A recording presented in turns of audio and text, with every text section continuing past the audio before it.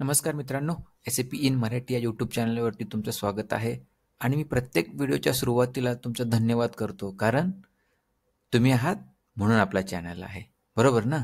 आणि बरोबर म्हणजेच एक व्हिडिओला लाईक आणि सबस्क्राईब नसेल तर सबस्क्राईब. कारण मराठी माणूस हाच मराठी माणसाला पुढे जाऊन घेऊन जातोय आणि तुम्ही लाईक आणि सबस्क्राईब करताय म्हणजे आपला चॅनल ग्रो होतोय आणि तुम्ही एका मराठी माणसाला पुढे घेऊन जाताय.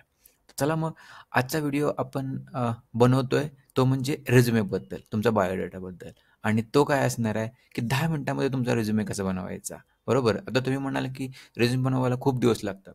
बरोबर आहे. बट तुमच्याकडे टेम्प्लेट रेडी आहे, एक फॉर्मॅट रेडी आहे आणि तुम्हाला काय त्याच्यामध्ये टाकायचं आहे हे जर माहिती असेल, तर तुम्ही SAP बद्दलचा कोणताही रिझ्यूमे किंवा SAP व्यतिरिक्त जरी रिझ्यूमे असेल, तर त्याच्याशी थोडंसं लिंक करून तुम्ही 10 मिनिटामध्ये हा रिझ्यूमे बनवू शकता आणि याच व्हिडिओमध्ये आपण ते 10 मिनिटामध्ये रिझ्यूमे कसा बनवायचा ते मी तुम्हाला सांगणार आहे. तर चला आपण एक 2 रिझ्यूमेचे फॉर्मॅट बघूयात. ओके. तर त्यातला पहिला फॉर्मॅट आहे हा वाला. बरोबर. आता या फॉर्मॅटमध्ये काय असेल आणि दुसऱ्या फॉर्मॅटमध्ये काय असेल तर वेगवेगळे 2 फॉर्मॅट आहेत. तुम्ही गुगलवरती सर्च केला किंवा तुमच्या फ्रेंडचा रिझ्यूमे जर तुम्ही पाहिला तर प्रत्येकाचे वेगवेगळे फॉर्मॅट्स असतात. बट फॉर्मॅट जरी असला तर डेटा जो आहे त्याचा सिक्वेन्स जो असतो तो बऱ्यापैकी सेम असतो. तर तोच तुम्हाला मी आज सांगणार आहे. तर आणि काही गोल्डन टिप्स पण देणार आहे. बट ते अधूनमधून देईल कारण तुम्ही व्हिडिओ हा पूर्ण बघावा. बरोबर? त्यासाठी. तर आता चला आपण या टेम्प्लेटमध्ये या रिझ्यूममध्ये एक्झॅक्टली आहे काय ते बघूयात, की बघा पहिल्यांदा या रिझ्यूममध्ये तुमचं नाव आणि तुमचं स्किल टाकायचं आहे. स्किल म्हणजे काय आता SAP मटेरियल मॅनेजमेंट टाकलं तर तुम्ही SAP केलं असेल आणि कोर्स केला असेल कोणताही, ठीक आहे. तर तुमच्या मॉड्यूलचं नाव इथे टाकायचं आहे. SAP प्रोडक्शन प्लॅनिंग किंवा SAP टाका, SAP मटेरियल मॅनेजमेंट टाका, FICO टाका, ठीक आहे. टेक्निकल असेल तर टेक्निकल टाका आणि ते तुमचं नाव असेल. त्यानंतर तुमचा मोबाईल नंबर, ईमेल आयडी आणि तुमचा ॲड्रेस असेल, ठीक आहे. आता मोबाईल नंबर तुमचा एकच असेल किंवा अल्टरनेट असेल तर तुम्ही ते स्लॅश देऊन तुमचा मोबाईल नंबर देऊ शकता, ठीक आहे. आणि ईमेल आयडी तर तो तुमचा असतोच रेग्युलर. आता हे तर प्रत्येक रिझ्यूममध्ये असतं. पण आता वेगळं काय आहे तर बघा प्रोफेशनल करियर हा तुमचा पहिला पॉईंट पाहिजे, ठीक आहे. किंवा प्रोफाईल समरी. अजून एक रिझ्यूमे आपण डिस्कस करतोयच लगेच, ठीक आहे. बट तुमचा कोणताही रिझ्यूमे असला, ठीक आहे, तर त्याच्यामध्ये तुमचं करिअरबद्दल, तुमच्या प्रोफाईलबद्दल, त्याची समरी याबद्दल तुमचं तिथे मेन्शन 100% असलं पाहिजे. कारण जो HR असतो तो पहिल्यांदा फोकस कशावर करतो? या प्रोफेशनल्स करिअरच्या समरीवरती, ठीक आहे. याच्यावरूनच आपल्याला कळायला पाहिजे, की हा रिझ्यूमे किती स्ट्राँग आहे. बाकीचं कोण जास्त कोणाला टाईम नाही वाचत बसायला आजकाल, बरोबर? तर पहिल्यांदा एक 2-3 लाईन वाचल्यावरतीच जज करतात तुम्हाला, की हा रिझ्यूमे आपण घ्यायचा आहे की नाही. आणि सगळ्यात मित्रांनो, सगळ्यात महत्त्वाचं लक्षात ठेवा, की फर्स्ट इम्प्रेशन आहे ते पहिल्याच 2-3 लाईनमध्ये जातं. कारण रिझ्यूमे सिलेक्ट होणे हे खूप इम्पॉर्टंट आहे. आता मी इम्पॉर्टंट काय म्हणतोय बघा, तुमची तयारी, तुमचं इंटरव्ह्यू प्रिपरेशन या सगळ्यापेक्षा इम्पॉर्टंट जे असेल ते तुमचा रिझ्युमेचे पहिले हेडलाईन्स असतील. आता मी असं का म्हणतोय? टेक्निकल नॉलेज पण पाहिजेच ना, आपल्याला बाकीचं नॉलेज पण पाहिजेत. बट मला सांगा तुमचा रिझ्युमे सिलेक्ट नाही होत आहे, तर तुमच्या टेक्निकल नॉलेजला काय करायचं आहे? तुम्हाला भरपूर नॉलेज आहे, तुम्ही 100% इंटरव्ह्यू क्रॅक करणार. हे मला पण माहिती आहे, तुम्हाला पण माहिती आहे, बरोबर? तुमचा रिझ्युमे सिलेक्ट होत नाही तर काय करणार? बरोबर. त्यासाठी रिझ्युमे हा क्वालिटी पाहिजे, फर्स्ट इम्प्रेशन देणारा पाहिजे, ठीक आहे. आणि देन आपण मग बघू ना इंटरव्ह्यू कसा क्रॅक करायचा, ठीक आहे. मी आहे ना. सो बघा आता प्रोफेशनल करिअरमध्ये काय टाकायचं हा रिझ्युमे जो आहे तो एक्सपिरियन्ससाठी थोडासा बनवला जातो. पुढचा रिझ्युमे असेल तो मी तुम्हाला फ्रेशरसाठी पण सांगेल, ठीक आहे. बट आता ह्याच्यामध्ये फ्रेशर पण तुम्ही असाल, ठीक आहे. तर त्याच्यामध्ये थोडंसं तुम्ही चेंजेस वगैरे करू शकता. आता त्याच्यामध्ये तुम्हाला काय सांगायचं आहे, की एक्सपिरियन्स असाल तर तुम्हाला, तर मला किती वर्षाचा एक्सपिरियन्स आहे, ठीक आहे. आणि तो एक्सपिरियन्स कशामध्ये आहे हे तुमचं लक्षात आलं पाहिजे. हा एक सॅम्पल रिझ्युमे आहे तुमच्या माहितीसाठी. बट तुम्ही कोणताही रिझ्युमे असेल, ठीक आहे. तर तो बघा त्याच्यामध्ये तुम्हाला ते टाकता आलं पाहिजे सुरुवातीला, की 3 years of experience as a SAP consultant and experience include support, project, user training and documentation. हे तुम्हाला टाकता आलं पाहिजे. मी ह्याच्यावरती बघा किती भर देतोय कारण हे किती इम्पॉर्टंट आहे, ठीक आहे. आणि याच्या व्यतिरिक्त तुम्हाला जे काही तुमचे स्किल्स वगैरे असतील, तर तुम्ही कशामध्ये एक्सपर्ट आहात, ठीक आहे. तुम्ही काय काय केलंय ते थोडंसं आयडिया दिली म्हणजे काय, की पुढच्या एचआरला कळतं. कारण ज्यावेळेस HR तुमचा रिझ्यूम बघत असतो, कारण त्याच्याकडे JD असतो, जॉब डिस्क्रिप्शन असतं. त्याच्याशी मिळतं-जुळतं का बघतो आणि त्याला वेळ नसतो. त्याला 10 नाही 100 रिझ्युमे रोज त्याच्याकडे येतात आणि तो स्क्रीनिंग करत असतो. त्यामुळे सगळ्यात इम्पॉर्टंट पहिली प्रोफेशनल करिअर, ठीक आहे. त्यानंतर एरिया ऑफ एक्सपर्टाईज टाकायचा. एरिया ऑफ एक्सपर्टाईज म्हणजे काय, की तुमचं जर मॉड्यूल असेल, ठीक आहे, त्या मॉड्यूलमध्ये तुम्हाला सगळ्यात जास्त नॉलेज कशावर येतंय? कारण याच्यामध्ये जे टाकाल ना, तेच तुमचं इंटरव्ह्यूमध्ये विचारलं जातं. तर याच्यामध्ये जे टाकाल ते तुम्हाला आलं पाहिजे. तर जरा स्ट्राँग पॉईंट्स जे आहेत तुमचे, ते सगळे टाका. बघा इथे टाकलेले आहेत. ह्याच्यावरून लक्षात येतंय. तर हे लक्षात आलं तुम्हाला. पहिला प्रोफेशनल करिअर टाकायचं, एरिया ऑफ एक्सपर्टाईज टाकायचं आणि देन तुमच्या एक्सपिरियन्सवरती यायचं. आता फ्रेशर जर तुम्ही असाल तर तुम्हाला एक्सपिरियन्स टाकायची गरज नाही आहे, ठीक आहे. हे तुम्ही स्किप करू शकता, ठीक आहे. फॉर्मॅट प्रत्येकाचा वेगळा असेल. बट एक्सपिरियन्स टाकताना लक्षात ठेवा तुमची करंट कंपनी टाकायची, ठीक आहे. तुमचा कोणता क्लायंटसाठी तुम्ही काम केलेलं आहे तो क्लायंट टाकायचा, इंडस्ट्री टाकायची, ठीक आहे. आता तुम्ही कोणत्या इंडस्ट्रीमध्ये आहात, ठीक आहे. आपल्या व्हिडिओच्या माध्यमातून तुमच्या लक्षात आलं असेल किंवा माझ्याकडे ज्यावेळेस तुम्ही ट्रेनिंग घेता किंवा मला कॉन्टॅक्ट करता त्यावेळेस मी तुम्हाला सांगतो की इंडस्ट्री स्पेसिफिक जे आहे ते तुम्हाला मेन्शन करता आलं पाहिजे. म्हणजे तुम्ही सपोज एखाद्या कंपनीत असाल, जसं TCSमध्ये असाल तुम्ही आणि टाटा मोटर्ससाठी करता. मी टाटा मोटर्स तुमची कोणती इंडस्ट्री झाली? ऑटोमोबाईल इंडस्ट्री झाली, मॅन्युफॅक्चरिंग इंडस्ट्री झाली. ती तुम्हाला टाकायची आहे इथे. आणि तो तुमचा जो क्लायंट आहे त्याच्याकडे किती एक्सपिरियन्स आहे? तर 3 इयर्स इथे तुम्ही एकाच क्लायंटसाठी काम केलेलं आहे.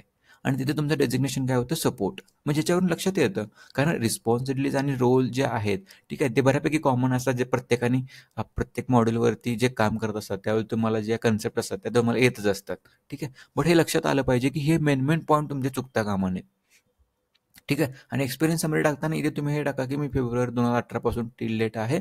म्हणजे मला ते अ, कळून जाईल की तुमचा कुठून स्टार्ट होतं आणि कुठं होत होतं, ठीक आहे. आता 2024 आहे तर आपण इथे त्याला म्हणू शकतो की 21 पासून म्हणा तुम्ही, ठीक आहे. तर हे डिपेंड करतं. आता हा रिझ्युमे थोडासा मी चेंज नाही केलेला आहे, बट हा फॉर्मॅट मी यूज करतो प्रत्येकाला माझ्या स्टुडंटसाठी, बरोबर. आणि मग रोल्स अँड रिस्पॉन्सिबिलिटीजमध्ये खाली आल्यानंतर तुम्ही ह्या क्लायंटसाठी काय काम केलं ते तुम्हाला इथे टाकायचं आहे, बरोबर. आता याच्यामध्ये तुम्ही जे पॉईंट्स असतात ते टाका. प्रत्येकाचे प्रत्येक वेळेस पॉईंट्स वेगळे असतात. ते तुम्ही तुमच्या हिशोबाने टाकायचे आहेत. मी तुम्हाला फॉर्मॅट आणि रिझ्युमे कसा तयार करायचा ते सांगतोय, बरोबर. आता टेक्निकल स्किल्समध्ये येतं की जे तुम्ही टेक्निकल स्किल्स कोणते यूज केले. ऑब्व्हियसली 100% तुम्ही पहिला SAP यूज केला असणार. त्यामुळे तुम्ही SAP टाकायचं. आता इथं मॉड्यूल टाकण्याऐवजी तुम्ही नुसतं SAP ECC 6.0 केलं तरी चालेल. आता 6.0 वगैरे ECC हे काय आहे? तुम्हाला कसं कळणार? तर पाठीमागचे व्हिडिओ बघा आपले इम्प्लिमेंटेशनचे वगैरे, ते तुम्हाला त्याच्यामध्ये मी सांगितलेलं आहे, ठीक आहे. आणि याच्यानंतर मग ऑफिस वगैरे तुम्हाला MS मायक्रोसॉफ्ट वगैरे हे येत असेल तर. आणि मग अकॅडमिक क्वालिफिकेशन येतं. त्याच्यामध्ये तुमची डिग्री आहे, तुमचं 12th आहे, 10th आहे, ठीक आहे. 10वी 12वी हे डिटेल्स टाकायचे. मार्क्स मेन्शन करायची गरज नसते. लक्षात ठेवा डिग्री म्हणजे काय, की माझी इथून डिग्री झालेली आहे, ठीक आहे. महाराष्ट्र स्टेट बोर्डमधून तुमची 12वी झालेली आहे विथ डिस्टिंक्शन, ठीक आहे, विथ फर्स्ट क्लास असं टाकलं तरी चालेल, ठीक आहे. कारण तुम्हाला ते पास असल्याशिवाय तुम्ही डिग्री करत नाही आणि डिग्री असल्याशिवाय तुम्ही SAPमध्ये येत नाही आहे, ओके. आणि हे डिक्लेरेशन हे जस्ट फॉर्मॅलिटी म्हणून असतं, ठीक आहे. आणि प्लेस आणि नेम तुमचं टाकायचं, ठीक आहे. असा एक छोटासा हा फॉर्मॅट होता. या फॉर्मॅटमध्ये तुमचा रिझ्युमे फिट बसवायचा आहे, ठीक आहे. आता इथे तुम्हाला फिट बसवताना काही डाऊट्स वगैरे क्वेश्चन्स वगैरे असेल तर 100% तुम्ही माझी हेल्प करा. मी तुम्हाला स्वतः Google मीटवरती कॉन्टॅक्ट करून, ठीक आहे, मी तुमचा स्वतः रिझ्यूम बनवून देतो, क्वालिटी रिझ्यूम बनवून देतो. हा एक सॅम्पल आपण डिस्कस करतो बघा. असे माझ्याकडे 10-15 रिझ्यूमे आहेत. तुम्हाला जो योग्य वाटेल त्या पद्धतीने आपण रिझ्यूम बनवतो. कारण तुम्ही फ्रेशर असाल, एक्सपिरियन्स असाल त्या पद्धतीने रिझ्यूमे हा बनवावा लागतो. त्याच्यामध्ये फ्रेशर असाल तर तुमची प्रोफेशनल समरीमध्ये तुमचं कॉलेज कुठून झालं, डिग्री कोणती झाली आणि तुम्ही कशात एक्सपर्ट आहात ते टाकायचं आहे. आणि नंतर तुम्हाला एक्सपिरियन्स समरीमध्ये काही टाकायचं नाही आहे. एरिया ऑफ एक्सपर्टाईज तुमच्या राहतील. आणि मग तुम्ही इथं टेक्निकल स्किल टाका, अकॅडमिक क्वालिफिकेशन टाका आणि मग बाकीचे तुमचे काही एक्स्ट्रा करिक्युलर ॲक्टिव्हिटीज ज्या असतील किंवा कॉलेजचा प्रोजेक्ट असेल तो टाकू शकता, बरोबर. हा झाला एक फॉर्मॅट. आता मी दुसऱ्या फॉर्मॅटकडे येतोय, ठीक आहे. बघा हा जरा फॉर्मॅट थोडासा वेगळा आहे. इथे काय केलेलं आहे मी, इकडे ॲड्रेस टाकलेला आहे राईट साईडला, बरोबर. इथे तुमचं नाव, ठीक आहे, डेट ऑफ बर्थ आणि हे टाकायची गरज नाही आहे, ठीक आहे. बाकी याची काही गरज नाही इथे. त्यापेक्षा तुम्ही काय करा, लिंक्डइनची प्रोफाईल टाका, ठीक आहे. प्रत्येक वेळेस मी रिझ्यूम चेंज करत असतो, ठीक आहे, फॉर्मॅट चेंज करत असतो.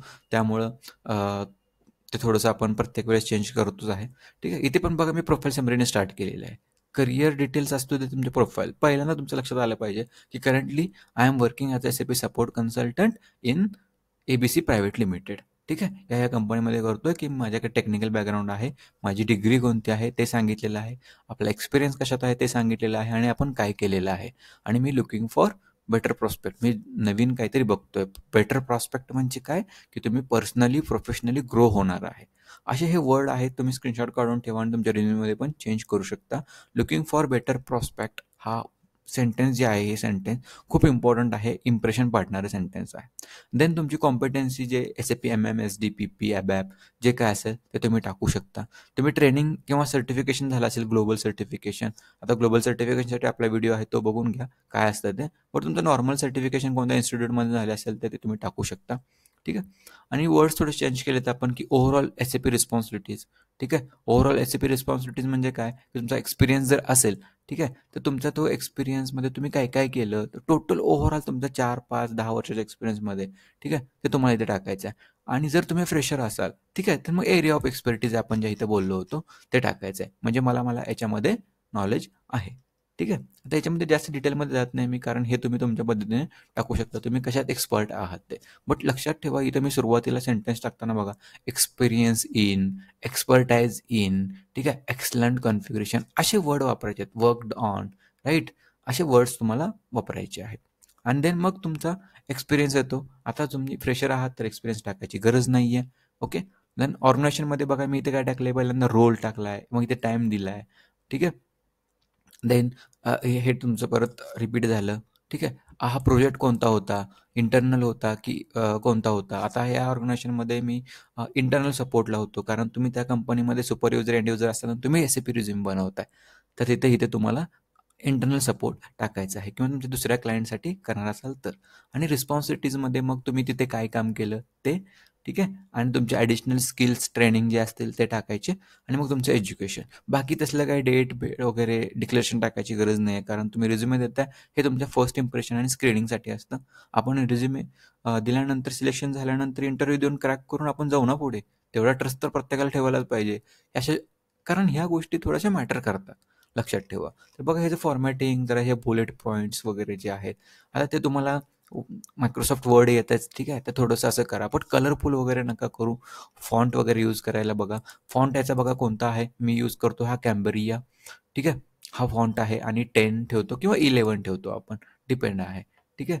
आणि त्या ॲड्रेस वगैरे प्रॉपर टाकायचा. ॲड्रेस टाकताना असा बॉक्स टाका, म्हणजे थोडंसं अलाइन करण्यासाठी ते आपल्याला असं इझी जातं. आणि लिंक्डइन प्रोफाईल टाका, नेम टाका, ठीक आहे, आणि मोबाईल नंबर पण टाकायला अजिबात विसरू नका. मोबाईल नंबर असं टाकतो मी.